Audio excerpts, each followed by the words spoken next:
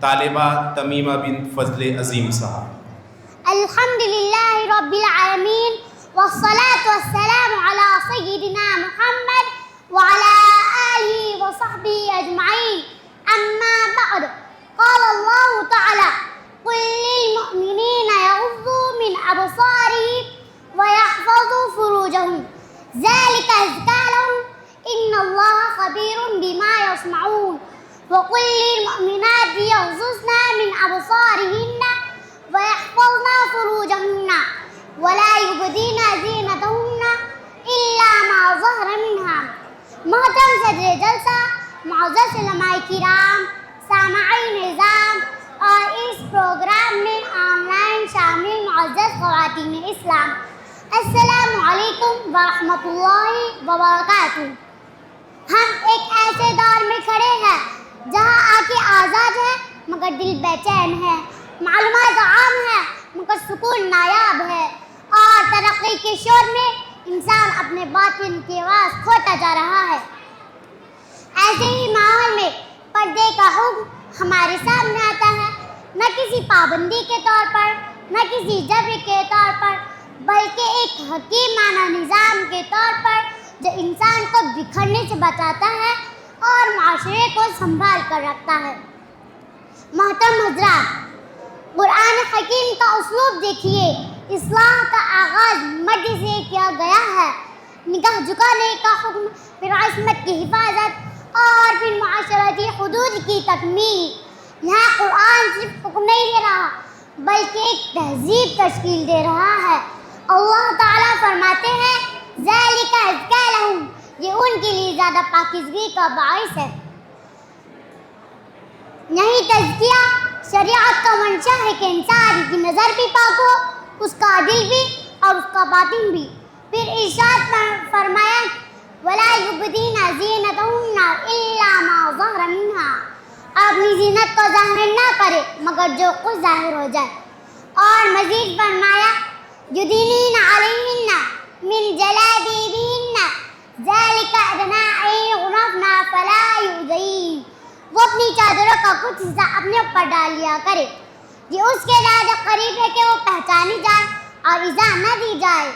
یہاں پردے کو عزت، شناخت اور تحفظ سے ڈالا گیا ہے، نہ کہ تنگی اور مشقت سے. اور ایک نہایت جامع اصول: وَإِذَا سَأَلْتُمُوهُنَّ مَتَاعًا فَاسْأَلُوهُنَّ مِنْ وَرَاءِ حِجَابٍ ذَلِكُمْ أَطْهَرُ لِقُلُوبِكُمْ وَقُلُوبِهِنَّ. یہ تمہارے دلوں اور ان کے دلوں کے لیے زیادہ پاکیزگی کا باعث ہے. گویا شریعت کا اصل ہدف دل کی پاکیزگی ہے.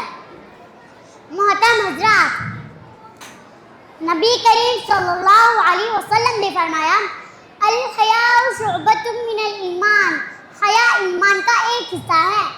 اور فرمایا: المرأة عورۃ فاذا خرجت استشرفها الشیطان. عورت پردے کی چیز ہے، جب وہ باہر نکلتی ہے تو شیطان اسے نمایاں کرنے کی کوشش کرتا ہے. یہ تعلیمات ہمیں بتاتی ہے کہ پردہ ایک مکمل حفاظتی نظام ہے جو انسان کو فتنوں سے بچاتا ہے. محترم سامعین، مدینے کی وہ پاکیزہ فضا کا تصور کیجیے.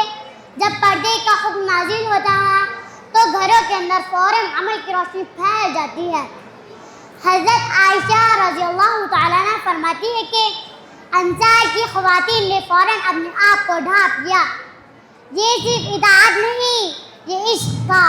یہ صرف حکم کی تعمیل نہیں، یہ ایمان کی روشنی تھی.